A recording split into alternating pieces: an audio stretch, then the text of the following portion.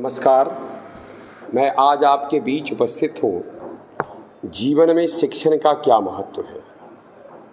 सबसे पहले मुझे समझना पड़ेगा शिक्षण कहते किसको है।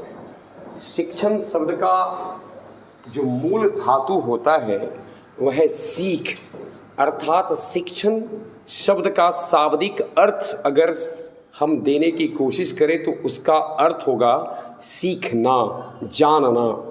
सीखेंगे कैसे? सीखने का एक सूत्र है करके सीखना, जिसे आप करके सीखते हैं। तो आज हम कुछ इन्हीं बिंदुओं के साथ उपस्थित हैं। क्या जानकारी को मस्तिष्क में इकट्ठा करना, मस्तिष्क को एक ऐसा पिटारा बना देना जिसे हम कह सकें कि सूचना पिटारा है, क्या इसे कहते हैं शिक्षण? नहीं। शिक्षण का अर्थ होता है जो जानकारी आपके पास है, जो सूचना आपके पास है, क्या आप उस सूचना के महत्व के बारे में, सूचना के अनुप्रयोग के बारे में जानते हैं और सूचना का अनुप्रयोग आप करते हैं या नहीं करते हैं, इसे जानना होता है। अपनी बात को स्पष्ट करने से पहले मैं एक छोटी सी कहानी आपके समक्ष निवेदित करता हूँ। एक पंडित जी, जो समझ ले एक गुरु, अपने आश्रम में कबूतरों को पाठ पढ़ाया करते थे। कबूतरों को पाठ पढ़ाते थे, शिकारी आएगा, दाना डालेगा, जाल बिछाएगा, लोभ में मत पड़ना। शिकारी, दाना, जाल, लोभ, चार शब्दों में उनका यह संदेशात्मक जो पाठ था वह समाहित था। शिकारी आएगा, दाना डालेगा, जाल बिछाएगा, लोभ में मत पड़ना। धीरे धीरे धीरे कबूतर इस पाठ को गाने लगे। सुबह शाम दोपहर गाते थे। शिकारी आएगा, दाना डालेगा, जाल बिछाएगा, लोभ में मत पड़ना। अब एक दिन गुरु जी की इच्छा हुई कि अब परीक्षा ले लिया जाए। क्या ये जो कबूतर जो जान रट रहे हैं, सुबह शाम एकदम गीत की तरह गाते रहते हैं, उनको जाल, दाना, लोभ, शिकारी ये केवल के सूचना की तरह दिमाग में बैठ गया है या इसका बोध भी है, इसकी समझ भी उनको है या नहीं है। इसको जानने के लिए उन्होंने एक बहेलिये को बुलाया और बहेलिये को पता बताया उस स्थान का जहाँ वो कबूतरों को पढ़ाते थे, जहाँ उनके इस पाठ को रट लेने वाले कबूतर रहा करते थे।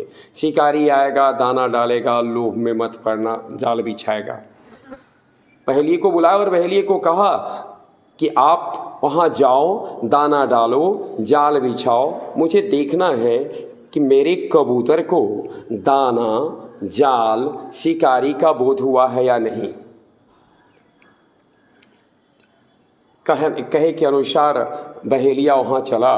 बहेलिया जब उस ओर चला ही है, उसे वह भी दूरी पर ही है, पेड़ से कुछ दूरी पर ही है, तो उसे वह गीत सुनाई देता है। बिल्कुल साम स्वर में एक गीत सुनाई देता है। शिकारी आएगा, दाना डालेगा, जाल बिछाएगा, लोभ में मत पड़ना। अब बहेलिया सोचता है कि मैं अगर जाल बिछाता हूँ, दाना डालता हूँ, ये तो बेकार चला जाएगा। पंडित जी ने तो अपने कबूतरों को बिल्कुल पांडित्यता प्रदान कर दिया है और बिल्कुल पंडित बना दिया है, और तब मुझे कह रहा है समय भी बर्बाद होगा, दाना भी बर्बाद होगा। बहेलिया वापस लौट जाता है। बहेलिया से पूछते हैं पंडित जी, अब ये बताओ कि क्या हुआ। उसने कहता, वो बहेलिया बोला कि पंडित जी आपने तो अपने कबूतरों को इतना शिक्षित कर दिया है, इतना सुंदर पाठ पढ़ा दिया है कि मेरे जाने से पहले ही उसको सूचना मिल गई थी कि शिकारी आएगा, दाना डालेगा, जाल बिछाएगा, लोभ में मत पड़ना। सवाल उसकी सूचना का नहीं था, वो तो गीत हमेशा गाते रहता है। तो पंडित जी ने पूछा कि क्या आपने बिछाया, जाल बिछाया या नहीं जाल बिछाया? तो कहता नहीं, जाल तो मैं नहीं बिछाया। फिर पंडित जी ने कहा ऐसा कोई बात नहीं है, मैं कल आपको हरजाना दूंगा, मेहनताना भी दूंगा, हरजाना भी दूंगा, और आप जाएं, दाना भी मेरा, आप दाना डालें। बहेलिया सोचा कि चलो क्या इसमें मेरा बिगड़ता है, कल होकर के दाना गया। फिर वही जब वो आया तो फिर से वही कबूतरों के गीत जारी थे। शिकारी आएगा, दाना डालेगा, जाल बिछाएगा, लोभ में मत पड़ना। शिकारी आता भी है, उस समय भी गाना चल रहा होता है, लोभ में मत पड़ना। दाना डाला भी जाता है, उस समय भी गीत सब गा रहे होते हैं। जाल बिछाया भी जा रहा है, गीत गाए जा रहे हैं। खास बात ये है, पेड़ से सारे कबूतर नीचे उतर रहे हैं, दाना चुग रहे हैं। अब बहेलिया दूर बैठा सोच रहा है ये कैसा गीत है। दाना चुन रहा है तब भी यही गा रहा है, जाल में फंस गया है तब भी यही गा रहा है। शिकारी आएगा, दाना डालेगा, जाल बिछाएगा। तब उसे लगा क्यों, अब समझ में आई बात कि पंडित जी क्यों कह रहे थे कि जाओ दाना डालो। यह हमारी शिक्षा की दोषपूर्ण पद्धति है। यही मैं कहना चाह रहा था। क्या जिन सूचनाओं को हम अपने दिमाग में डाल लिए हैं, जाल, दाना, शिकारी, क्या उसके बारे में मुझे बोध भी है, परिचित भी है? हम दाना किसे कहते, जाल किसे कहते? जब यदि हम परिचित नहीं हैं तो इसमें उलझे भी रहेंगे और यही गीत गाते रहते हैं। अब सारे कबूतर उसमें फंसे हुए थे और गाना भी यही गा रहे थे, जाल में मत फंसना, लोभ में मत फंसना। लोभ में भी पड़े हुए हैं, जाल में भी फंसे हुए हैं, दाना भी चुग रहे हैं, गीत को यही गा रहे थे। तो इस माध्यम से मैं एक बात आपको बताना चाहता हूँ, जैसे वहाँ पे कबूतरों को इसका बोध नहीं था, उसी तरीके से यदि मुझे किसी भी सूचना के बारे में जानकारी नहीं है, समझ नहीं है, और उस सूचना को केवल अगर हमने अपने पिटारे में रख लिया है, तो इससे आपका मस्तिष्क बोझिल होगा। ध्यान में रखना है, सूचना अगर एप्लीकेटिव नहीं हो पाता है, सूचना का अगर हम प्रयोग नहीं कर पाते हैं, तो हमारा दिमाग धीरे धीरे धीरे बोझिल होने लगता है और सूचनाओं को ज़्यादा दिन तक संग्रहित कर पाने में अक्षम हो जाता है। लेकिन जो ही सूचना को, जो जानकारी हमें मिली है, उस जानकारी का अनुप्रयोग हम करने लगते हैं, तो धीरे धीरे धीरे वह हमारे जीवन में समाहित हो जाता है। और जब जीवन में समाहित हो जाता है तो जैसे नाक को सांस लेने के लिए कहना नहीं पड़ता है, नाक सांस लिए चलता है, क्योंकि उसकी प्रणाली में सम्मिलित हो गया है। इसी प्रकार से जैसे अब हम साइकिल चलाना शुरू करते हैं, इतना चलाए हैं कि अब यूं ही कोई ज़्यादा ध्यान नहीं देना होता है। पैडल पर पैर चलने के बाद स्वतः ही पैडल पर हमारा पैर काम करना शुरू कर देता है। हाथ से हमारा हैंडल जो होता है उसको हम अपनी सही दिशा देने लगते हैं। इस तरीके से जो सूचना हम और उसका अनुप्रयोग करते हैं, वो सूचना हमको धीरे धीरे मजबूत करती है। अब यहाँ ध्यान देने योग्य बात यह है, कैसी सूचना? दुनिया में बहुत तरह की सूचनाएं, सारी सूचनाओं को आपको जानना नहीं है। आपको इस बात का ध्यान रखना है, सूचना जो आपके लिए जरूरी हो। सारी सूचना आपके लिए जरूरी नहीं है, और जो सूचना आपके लिए जरूरी नहीं है, हो सकता है दूसरे के लिए जरूरी हो। मनुष्य के जीवन में परम आवश्यकताओं के अलावा जो आवश्यकताएं हैं वो संदर्भित है, रिलेटिव है, सापेक्षिक जिसे कहते हैं, सापेक्षिक है। अगर कोई डॉक्टर बनना है तो उसके लिए सूचनाएं किसको इकट्ठा करना वो अलग होता है। इंजीनियर अगर बनना किसी ने लक्ष्य रखा है तो उसके लिए जो सूचनाएं हैं वो अलग होगा। किसी ने इसके अलावा अगर कोई दूसरा अपना लक्ष्य रखा है तो उसकी सूचनाएं भिन्न होगी। इस लिहाज से आपको इस बात पर ध्यान देना होगा, आपकी ज़िंदगी में कौन सी सूचना आपके लिए ज़रूरी है और जो ज़रूरी नहीं है उसको रखकर अपने दिमाग में क्यों बोझिल कर रहे हैं। प्रायः ऐसा ही होता है। ज़्यादातर मस्तिष्क आज इसलिए बोझिल है कि उसमें गैर जरूरी सूचनाएं ज़्यादा हो गई।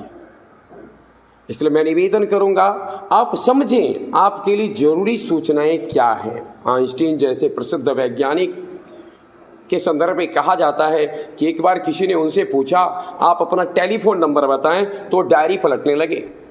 जब वो डायरी पलटने लगे तो किसी ने पूछ दिया, आप इतने बड़े वैज्ञानिक हैं और आपको अपना टेलीफोन नंबर पता नहीं है? तो उन्होंने कहा, क्यों? इस टेलीफोन नंबर को 6 डिजिट या 8 डिजिट को अपने दिमाग में बेवजह रखने की क्या जरूरत है जिसे मैं पेज में रख सकता हूं। आप जरा सा सोचिए, वह वैज्ञानिक 6 डिजिट जो बेकार लग रहा है उसको रखने के लिए समझता है कि इससे मेरा मस्तिष्क बोझिल हो जाएगा।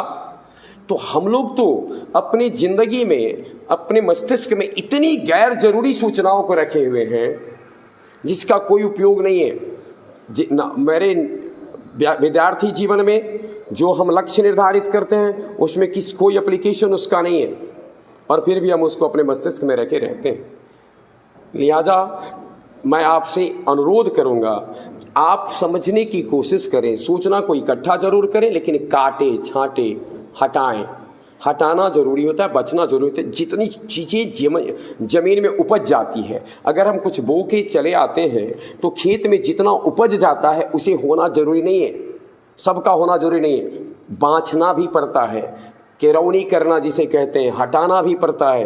तो आप अपने मस्तिष्क में जितनी सूचनाएं इकट्ठा हो जाती है उसमें से इसका भी ख्याल रखें कि कैसे उसे किसको हटा देना है, और जो सूचनाएं आपके पास जो ज़रूरत की सूचनाएं हैं उसका उपयोग करना सीखें, उसका ज़्यादातर इस्तेमाल कीजिए। जैसे जैसे आप उसका इस्तेमाल करेंगे वो आपके जीवन में आ जाएगा, और जब आपके जीवन में आ जाएगा तो वो बोझिल नहीं होगा और आपके व्यक्तित्व को निखार देगा। आपके व्यक्तित्व में एक बहुत बड़ा परिवर्तन आएगा, इस अपेक्षा के साथ कि आप अपने लक्ष्य को निश्चित करने के बाद आपकी उस लक्ष्य यानी उसको जो आपने लक्ष्य रखा है, इसके लिए जो जरूरी सूचनाएं हैं उसको इकट्ठा करेंगे, उसका अनुप्रयोग करते रहेंगे। एप्लीकेशन का क्षेत्र चुनेंगे, कैसे एप्लीकेशन उसका हम करें, चाहे जो भी हो, उसका ध्यान हमें रखना है। और एक बात हमें हमेशा ध्यान में रखना है, हमें पूरी जानकारी, समस्त दुनिया की जानकारी अभी नहीं रखनी है। आप पढ़िए पढ़िए पढ़िए। एक नदी अपने उद्गम स्थल से मुहाने तक पहुंचने के दौरान पाटों में रहती है, वो 2 पाटों में बहती है, और पाट का अगर इसी जगह अगर वह अतिक्रमण कर दे, पाट से मुक्त हो जाए, तो शायद वह सागर तक नहीं पहुंच पाएगी। और भरोसा रखिए, जो ही सागर तक पहुंच जाती है, सारा समुद्र मिल जाता है उसे, सब कुछ की जानकारी मिल जाती है। तो सागर तक पहुंचने से पहले हमें अपने पाठ में रहना पड़ेगा। इसका अभिप्राय है अनुशासन में रहना पड़ेगा, देखना पड़ेगा हमें क्या मेरे लिए जरूरी है। बुद्ध के वो अष्टांगिक मार्ग याद रखिए, सम्यक शब्द पर गौर कीजिए, जो उचित है उसको समझिए। सम्यक भोजन, सम्यक ज्ञान, सम्यक दृष्टि, तो सम्यक सूचना भी, सारी सूचनाओं को नहीं इकट्ठा करना है, सारी जानकारी नहीं लेनी है, जो ज़रूरत की चीज़ें उसको लेनी है। इसी अपेक्षा के साथ कि आप ज़रूरत की चीज़ों को, ज़रूरत की जानकारी को ग्रहित करेंगे, और ग्रहण करने के साथ साथ उसका अनुप्रयोग करेंगे। हम अपनी शुभकामनाओं के साथ साथ आपके उज्जवल भविष्य की कामना करते हैं।